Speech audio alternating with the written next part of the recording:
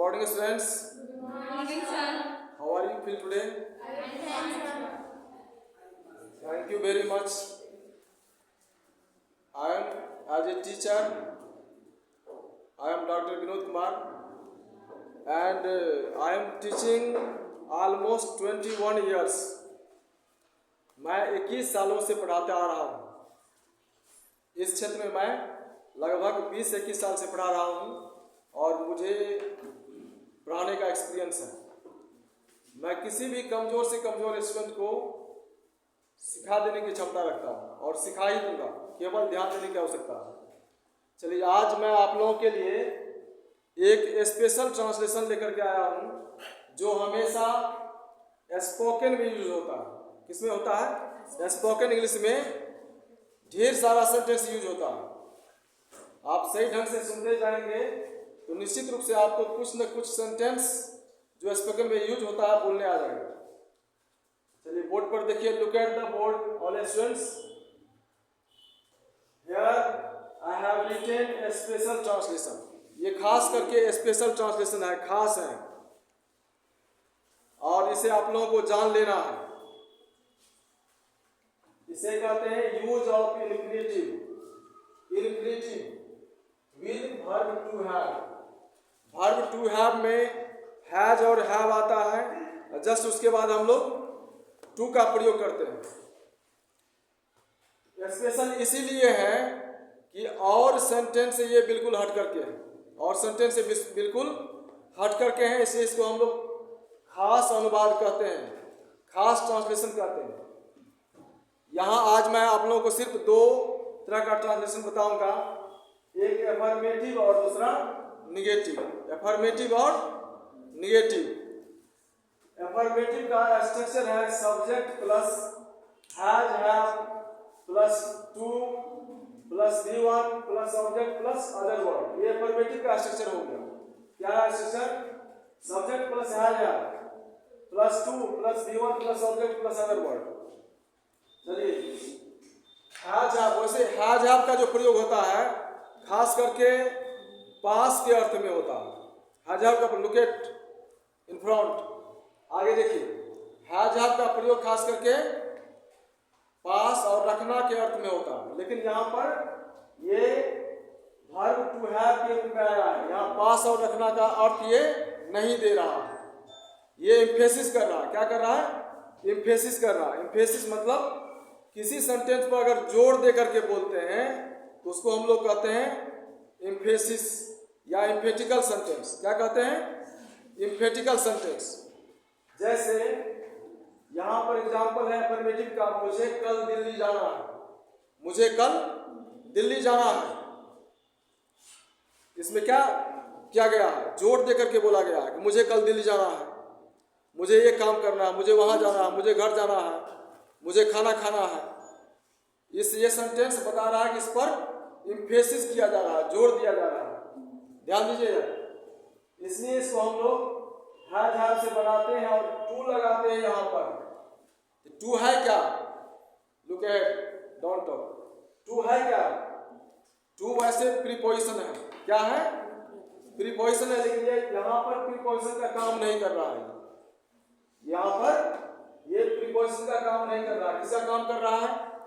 एम्फेटिकल का काम कर रहा है। क्योंकि टू हटा देंगे तो पूरे सेंटेंस का अर्थ ही गायब हो जाएगा, ये सेंस देगा ही नहीं। जैसे इसे मुझे कल दिल्ली जाना है, मुझे कल दिल्ली जाना है, जाना है, तो सेंटेंस पर जोर दिया गया कि नहीं? इसीलिए यहाँ पर आई हैव टू क्या गया? I have to go to Delhi tomorrow. Tomorrow time हो गया। कौन सी हो गया? टाइम हो गया। I have to go to Delhi tomorrow. मुझे कल दिल्ली जाना है। आपको अपना काम करना पड़ता है। आपको अपना काम करना पड़ता है। दोनों का एक ही सेंस में आएगा। आपको अपना काम करना पड़ता है या आपको अपना काम करना है। You have to do your work. You have to do your work. चूंकि सब्जेक्ट यहाँ यू है, इसलिए अपना के लिए यहाँ क्या आ गया? योर आया। अपना के लिए योर आया। You have to do your work. अब चलिए, इसी तरह के वाक्यों को अब दोहराते हैं, आप लोग जवाब देंगे। इसी तरह के वाक्यों को दोहराते हैं। आप लोगों को बनाना है, जैसे मैं वहां, मुझे वहां जाना है, इसका क्या बनाइएगा? मुझे वहां जाना है। I have to go there, क्या होगा? I have to go there. मुझे पढ़ना है, रिप्लाई, मुझे पढ़ना है। I have to read, I have to. मुझे खेलना है, आई हैव टू प्ले, मुझे खेलना है। मुझे दौड़ना है, आई हैव टू रन। मुझे हंसना है, आई हैव टू लाफ। मुझे खाना खाना है, आई हैव टू ईट। मुझे नहाना है, I have to take bath. मुझे गाना सुनना है, I have to listen song, I have to listen song. तो क्या लगा उसमें? क्योंकि यहाँ सब्जेक्ट आ गया है, इसलिए हैव लगा, उसके बाद हम टू जोड़ दिए। क्या जोड़ दिए? टू जोड़ दिए, तो इसलिए वो सेंटेंस जो है इम्फेटिकल बन गया। क्योंकि इस पर जोड़ देकर के बोला गया, उसमें टू जोड़ना पड़ता है, इम्फेटिकल बन जाता है। अब देखिए, यहाँ आई है, वी है, दे या यू, इसके साथ आपको हैव टू का प्रयोग करना है। ही आ जाएगा, सी आ जाएगा, इट आ जाएगा, या कोई नेम आ जाएगा, तो इसके साथ हैव टू का प्रयोग कीजिएगा। हमको लगता है कि आप लोग अफर्मेटिव सेंटेंस के स्ट्रक्चर के आधार पर सेंटेंस समझ लिए होंगे। अब चलते हैं इसका निगेटिव। निगेटिव जो बनाते हैं तो नोट लगा करके बनाते हैं इंग्लिश में, और हिंदी के वाक्यों में क्या लग जाता है? नहीं। क्या लगता है? नहीं। सबसे पहले स्ट्रक्चर समझिए। स्ट्रक्चर है subject plus have plus note plus two plus V1 plus object plus other word. इसमें जब ये हैव और टू आ जाएगा, इसमें निश्चित रूप से V1 का ही प्रयोग करना है, इसी का प्रयोग होगा V1, V2 का प्रयोग नहीं करेंगे।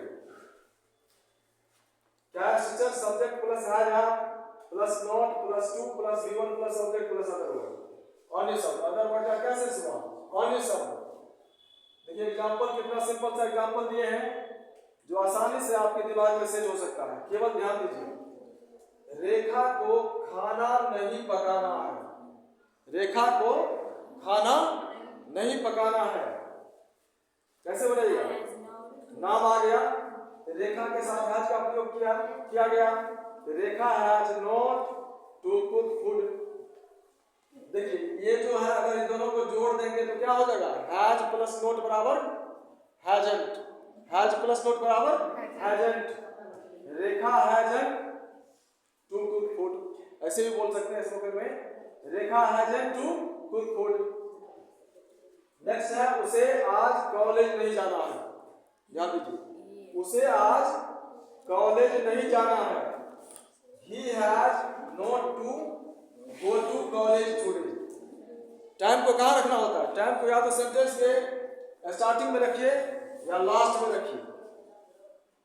स्टार्टिंग में भी रख सकते हैं, लास्ट में भी रख सकते हैं। सबसे ज्यादा अच्छा होता कौन सा है? लास्ट में रखना। टाइम को जब हम लास्ट में रखते हैं तो वो सबसे ज्यादा अच्छा होता है, बेटर होता है सेंटेंस के लिए। जैसे इसमें हम रखे हैं, उसे आज कॉलेज नहीं जाना है। आज टाइम हो गया, he has not to go to college today। देखिए इस सेंटेंस को देखिए, यहाँ पर टू जो है दो बार आया है, टू का प्रयोग दो बार किया गया है। स्टार्टिंग में जो टू है ये इन्फेटिव का बोध कर रहा है, इन्फ्लेटिव के रूप में आया है, और आगे का जो टू है ये प्रीपोजिशन है, क्योंकि जब हम किसी स्थान को जाते हैं ये प्रीपोजिशन यूज होता है। he has not to go to college। चलिए आप लोग आप बनाएंगे, लेकिन नेहा को गीत नहीं गाना है, क्या होगा? बोलिए, इसका रिप्लाई दीजिए। नेहा को गीत नहीं गाना है। Neha has not to sing a song. Neha has not to sing a song. मुझे नहीं क्या बोलेगा? मुझे नहीं लिखना है। I have not to write. क्या होगा? I have not to write. मुझे क्रिकेट नहीं खेलना है। बताइए, मुझे क्रिकेट नहीं खेलना है। ठीक बोले हैं ये। I have not to play cricket. I have not to play cricket. मुझे चाय नहीं पीना है। मुझे चाय नहीं पीना है। क्या होगा? I have not to take a tea. I have not to take a tea. क्या आप लोगों को कंट्रोल करना है? सिर्फ स्ट्रक्चर कंट्रोल कीजिएगा तो दिमाग में सेट हो जाएगा। दोनों स्ट्रक्चर है ना, दोनों स्ट्रक्चर इसमें अफर्मेटिव और निगेटिव। अफर्मेटिव का सेंस जानते हैं कि नहीं? अफर्मेटिव हो गया सकारात्मक वाक्य, निगेटिव हो गया नकारात्मक वाक्य। अब लगता है कि आप लोग समझ गए होंगे, इससे ज्यादा एग्जाम्पल देने की आवश्यकता नहीं है, because you are an intelligent students. You are all intelligent students, so you will have to understood. You have understood immediately. Thanks. Now you are all subscribed this video and like this channel. You can comment it if you want to comment. You can comment it. It is your will. Okay. Again, I meet you in next video. Thanks.